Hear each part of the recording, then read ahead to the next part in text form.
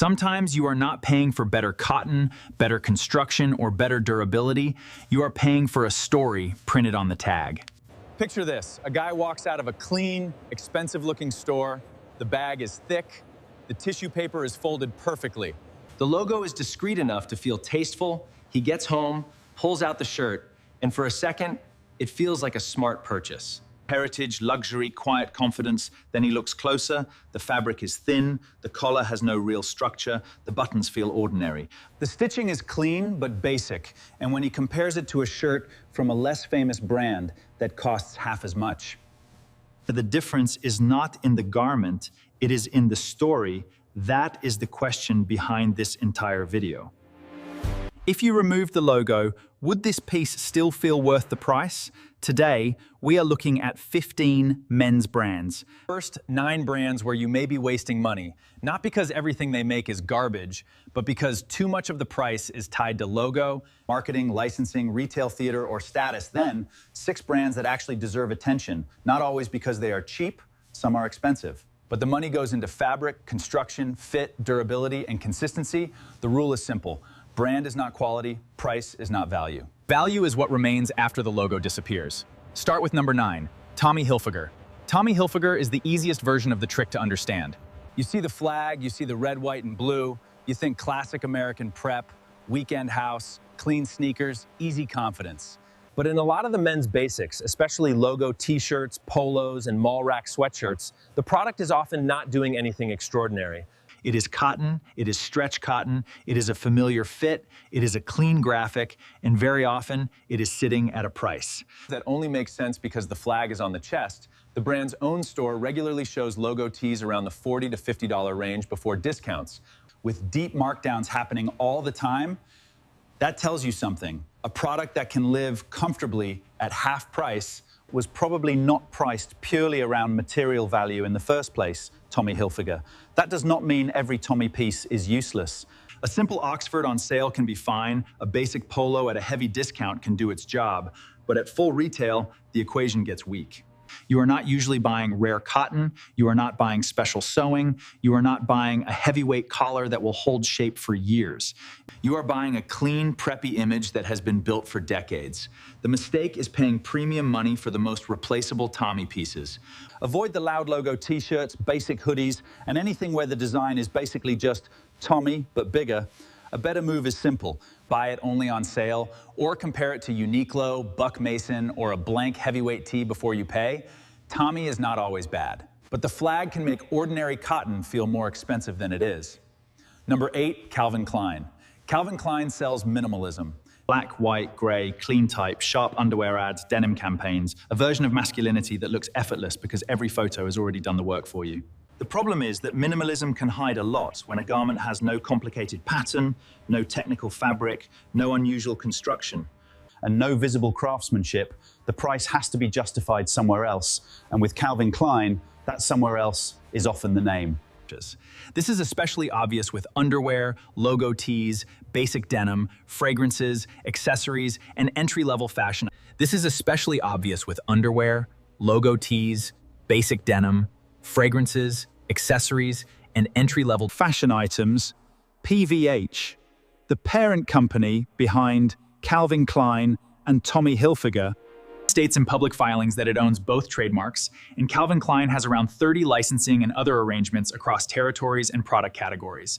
That is not automatically bad. Licensing is normal in fashion, but it means the name on the product is not always the same thing. As tight, category by category craftsmanship control, that is the danger. You think you are buying Calvin Klein design purity. Sometimes you are buying an authorized label placed on a product category where the real value is not as strong as the image. The t-shirts can be fine, the underwear can be comfortable, the denim can look clean, but ask the basic question.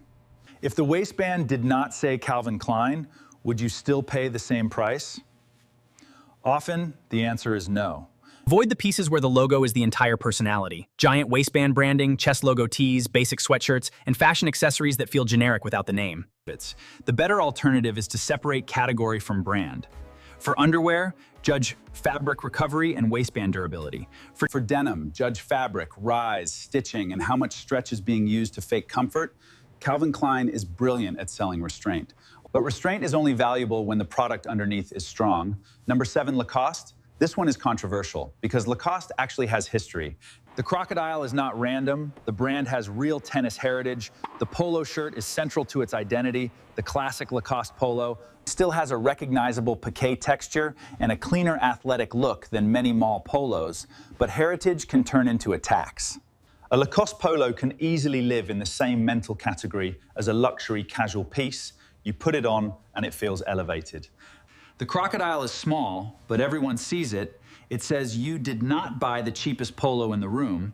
The question is, whether the shirt itself is always worth the premium. Sometimes, yes, if you love the fit, the collar, the color range, and the specific Lacoste feel, it can be a legitimate buy.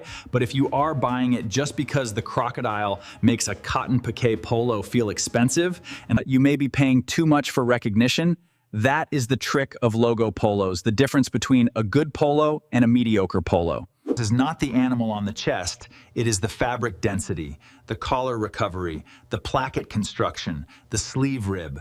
And whether the body twists or bags out after washing, a cheap polo fails at the collar first, the edges wave, the placket curls, the hem loses shape, the shirt starts looking tired while the logo still looks proud. At that point, the logo becomes the most durable part of the garment. Avoid paying full price for basic Lacoste pieces if you are not specifically attached to the brand's fit. And be careful with accessories, caps, and logo-heavy items where the product often matters less than the crocodile. The better comparison is not Lacoste versus no name. It is Lacoste versus a heavier, better-cut polo from a brand that gives you more fabric and less mythology. Lacoste is not fake heritage. But real heritage does not make every piece a smart buy. Number 6, Polo Ralph Lauren. This is where people get defensive. Because Ralph Lauren is not just a logo brand. It built one of the most powerful visual worlds in American menswear. Ivy League, ranch, country club, old money, western, sailing, tailoring, prep. Ralph Lauren can make a department store feel like a movie set. And some Ralph Lauren lines are genuinely strong. Purple Label and RRL are different conversations, but Polo Ralph Lauren, especially the mainstream logo-driven pieces, this can be a value trap. The iconic mesh polo often sits around the premium polo price range in the US market. And in some countries, the price becomes even more aggressive. Ralph Lauren's own Brazilian site shows classic mesh polos around $890. While US retailers list similar classic fit mesh polos around the $118 range, Ralph Lauren, that is serious money for a cotton polo. And again, the question is brutal. If you remove the pony, what would be left? A nice polo, sometimes a very nice polo. But not always a dramatically better polo than alternatives with stronger fabric, better collars, or lower prices. The most dangerous Ralph Lauren purchases are the ones where you buy the fantasy, not the garment. Big pony polos, logo hoodies, basic tees, caps, outlet pieces made to satisfy the hunger for the horse. Pieces that feel like Ralph Lauren costume instead of Ralph Lauren product. But the brand sells an entire lifestyle, but your closet does not need to finance the entire lifestyle. Buy Polo Ralph Lauren carefully. Oxford shirts on sale can work. Some sweaters are solid. Certain classic pieces age well if the fit is right. But do not confuse the Ralph Lauren universe with the fabric in your hand. The pony can make a normal item feel like an heirloom. It is not an heirloom until it survives like one. Number 5, Banana Republic. Banana Republic is not a hype brand. That is exactly why it can be dangerous. It feels sensible, the stores look mature, the colors are neutral, the linen shirts, chinos, suede jackets, chore coats, and tailored-looking pants all say, I am not chasing fashion, I am buying grown man clothes. That feeling is powerful, but at full retail, Banana Republic often sells you the atmosphere of premium more than the reality of premium. You will see linen blends, cotton linen shirts, lightweight jackets, chinos, and resort pieces presented with beautiful styling. The models look like they own tasteful furniture. The lighting is warm. Everything feels elevated. Then you check the garment. Sometimes the fabric is good. Sometimes the cut is strong. Sometimes the sale price is excellent. But at full price, The construction is often still standard mall construction. Basic seams, ordinary buttons, lightweight fabric, simple finishing, nothing wrong, just not always special. Banana Republic's own men's linen category shows shirts around the $100 to $120 range, and the brand is also known for frequent promotional pricing and markdowns. Banana Republic, that gap matters. A shirt that feels questionable at $120 can feel reasonable at $60. Same product, different truth. Avoid buying Banana Republic at full retail. Unless the fabric, fit, and construction clearly beat your alternatives, be especially careful with trendy seasonal pieces that look expensive online but feel thin in person. The better move is to treat Banana Republic like a sale brand. At 40% off, it can be useful. At full price, it often asks you to pay for the store environment. Banana Republic is not selling loud status, it is selling quiet status. Quiet status can still be overpriced. Number 4, diesel. Diesel has one category where it has real credibility: denim. The brand understands attitude. It understands washes, it understands that jeans are not just pants. They are identity. Diesel jeans can look sharp, aggressive, and modern in a way that cheaper jeans often do not. But the problem is price versus substance.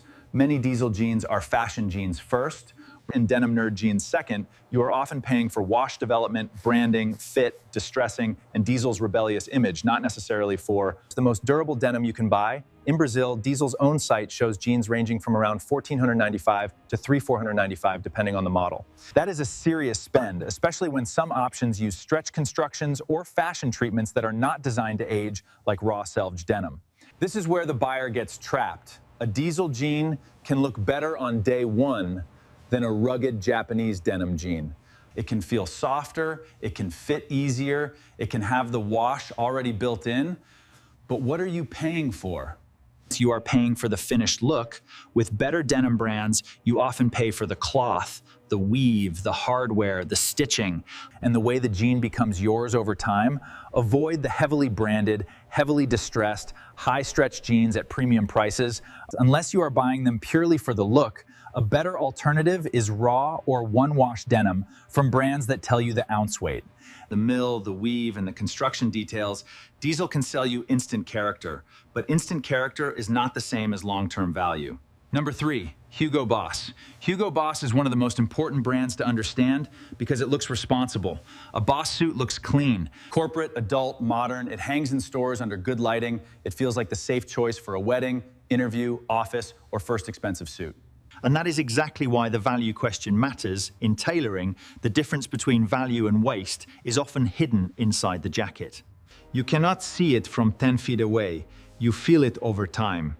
A better suit has structure that moves with you. A cheaper suit often relies on fusing, which means glue helps attach the internal structure to the outer fabric. As Permanent Style explains in its guide to buying suits, sewn canvas can move with the body and shape over time, while glue is cheaper and tends to make the jacket stiffer and less personal. Permanent Style. This is not only about Hugo Boss. Many brands use fused construction. But Hugo Boss often charges prices that make men assume they are buying something closer to real luxury tailoring. That assumption can be expensive. You may be getting a nice-looking suit, you may get a good fit off the rack, you may get a fabric that feels smooth. But if the construction is fused, the shoulders are generic, the lapel roll is flat, and the alterations are limited, but the value is not the same as the image, avoid paying luxury money for entry-level Boss suits, dress shirts, and logo knits. Unless the specific piece proves itself, a better move is to compare Boss tailoring directly against Spier Mackay, Suit Supply's better lines. Or local made-to-measure options with half-canvas construction. Hugo Boss sells the look of a man who made it, but a suit should not just look expensive. Under store lights, it should earn its price after 50 wears. Number 2, Emporio Armani and Armani Exchange. The Armani name is powerful. It carries Milan, red carpet, soft tailoring, Hollywood, the idea of Italian elegance without effort. But Armani is also a perfect example of brand laddering. Giorgio Armani is not the same as Emporio Armani. Emporio Armani is not the same as Armani Exchange. And an Armani Exchange t-shirt is not the same thing as a beautifully cut Giorgio Armani jacket. The consumer sees one word, Armani. The market sells many different realities. Armani Exchange openly leans into logo-driven streetwear basics, including cotton logo t-shirts and metropolitan casual pieces. and the watch category has historically involved Fossil Group licensing and distribution arrangements rather than Armani acting like a traditional watch manufacturer. Again, licensing is not automatically bad, but it changes the question: are you buying Armani design excellence, or are you buying an authorized Armani label on a category where the actual product is not exceptional? The worst buy is the logo tee that uses the Armani name as the entire reason to exist. Same with fashion watches, belts, caps, and accessories that depend on the badge more than the build. If you want Armani, buy the line and category where Armani actually matters. Tailoring, silhouette, fabric, drape. Do not buy the cheapest door into the most expensive dream. That is how brands turn aspiration into margin. Number 1, Michael Kors. Michael Kors is more dominant in women's accessories, but the men's side still teaches one of the clearest lessons in fashion value. The brand sells accessible luxury. That phrase should make you pause. Accessible luxury often means the product is priced high enough to feel aspirational, but distributed widely enough that discounts become part of the business model.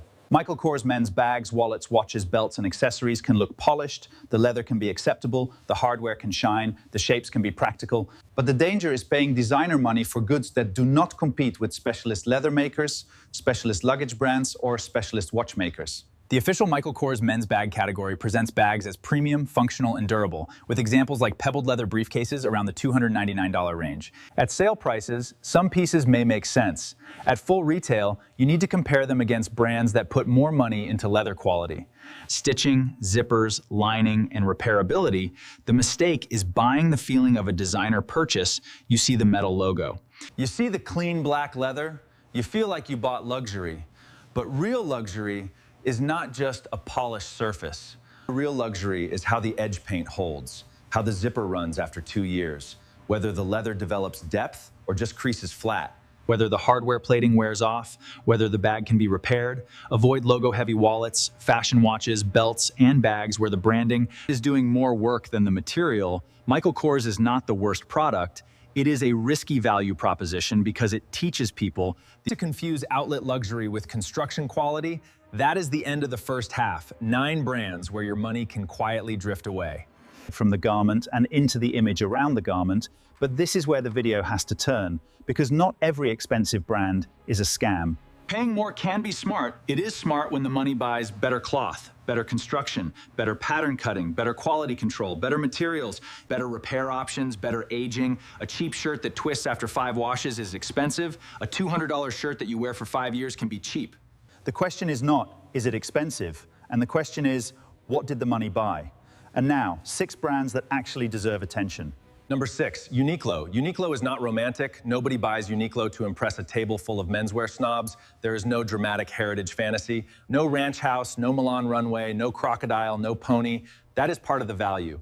Uniqlo often wins because it is honest about what it is. Clean basics, industrial efficiency, simple design, and reasonable materials for the price. A Uniqlo Supima cotton t-shirt has been listed at $9.90 in the US. And described by the brand as 100% Supima cotton, their Oxford shirts are also straightforward cotton basics, with some markets listing 100% cotton fabric and prices far below most logo-heavy competitors. Now, that does not make Uniqlo perfect. The cuts can be boxy, some fabrics change from season to season. Not every collaboration is worth buying, and you should not expect hand-finished luxury at mass market prices, but the value is clear. You are not paying much for mythology, you are paying for a wearable product at a fair price. Buy the t-shirts, Oxford shirts, merino sweaters, chinos, socks, and simple layering pieces. Be more careful with tailoring, synthetic outerwear that feels too thin, and trendy collaborations you only want because of the hype. Uniqlo is the control group. It reminds you how much a basic garment can cost when the logo is not trying to charge rent. Number 5, Buck Mason. Buck Mason is what happens when basics get taken seriously. The brand is not cheap compared to Uniqlo. A t-shirt can cost several times more, but the difference is that Buck Mason often gives you a reason: fabric weight, fit, collar shape, texture. Made in USA production on some pieces, a more considered relationship between vintage inspiration and modern wearability. Their Pima Classic tee is listed at $48. And described as long staple USA-grown Supima cotton made at Buck Mason Knitting Mills in Pennsylvania. Their field spec heavy tee is described as 100% cotton. 310 GSM, and roughly double the fabric density and weight of their core tees. That is the kind of specification you want. Because now the brand is not just saying premium, it is telling you what premium means. A heavier tee hangs differently, it does not cling the same way.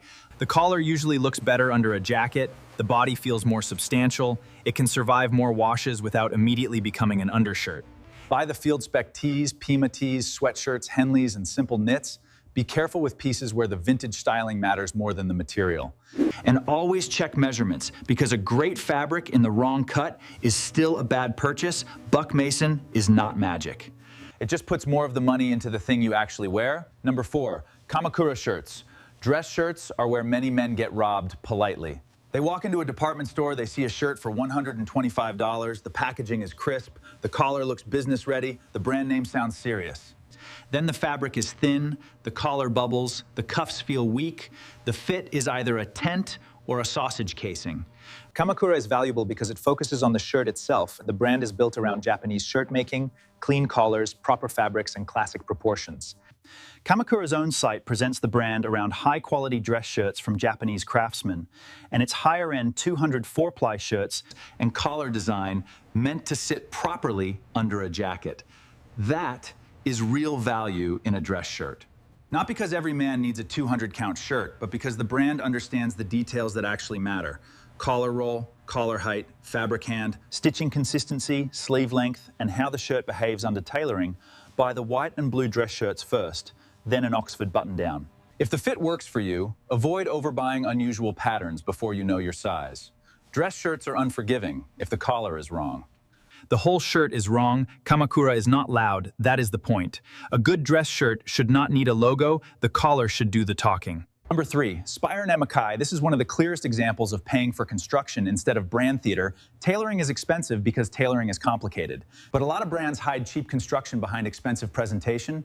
Spier Mackay does the opposite. It gives menswear buyers access to classic tailoring details at prices that often undercut bigger names. Their own suit information says all off-the-rack suits and sport coats feature lightweight half-canvas construction with genuine horsehair canvas sourced from Italy. Spier Mackay, that matters. A half-canvas jacket is not the same as a fully handmade bespoke garment. But it is a meaningful step above basic fused construction. It gives the front of the jacket more shape, a better lapel roll, and a more natural relationship with the body over time. This is the kind of thing a logo cannot fake. You feel it when the jacket moves. You see it when the lapel does not sit like cardboard. You notice it after repeated wears, when the jacket keeps looking like clothing instead of packaging. Buy the navy suit, gray suit, sport coats, trousers, and Oxford shirts. Be careful with final sale sizing, because tailoring only becomes value when it fits. Budget for alterations. A $400 suit with bad sleeves is still a bad suit. Spier Mackay is not perfect. Inventory can move fast, fits require learning. But when the question is, where did the money go? And the answer is easier to see. It went into the jacket. Number 2, Patagonia. Patagonia is not a dress brand. It is not trying to make you look like an Italian architect or a Wall Street heir. Patagonia is about function, repair, and long-term use. That matters because outerwear is one of the categories where cheap construction punishes you quickly. A bad jacket fails at the zipper, the coating peels, the fleece pills into clumps, the seams leak, the cuffs stretch, the insulation collapses. Patagonia justifies price differently. The company's ironclad guarantee says products that do not perform to satisfaction can be returned for repair, replacement, or refund. And damage from wear and tear can be repaired for a reasonable charge. Patagonia also actively points customers toward repair and trade-in programs, Patagonia Help. That changes the value equation. You are not just buying the jacket, you are buying a relationship with the product after checkout. Buy the fleece, shells, down sweaters, technical outerwear, and outdoor pants when you actually need performance. Avoid buying Patagonia purely as a status fleece. If a cheaper fleece would serve your life just as well, the logo has become fashionable, and fashion can distort value even inside a good brand. But when you need a jacket that works, repairs, and stays useful, Patagonia earns attention. The best flex is not a new jacket every season. It is an old one that still works. Number 1, Iron Heart. Iron Heart is not for everybody. That is why it is good. The jeans are expensive, the fabrics can be heavy, the break-in can be real. This is not soft mall denim designed to feel perfect under fluorescent lights. Ironheart is built around heavyweight Japanese denim and rugged workwear. The brand is widely associated with 21-ounce and 25-ounce denim.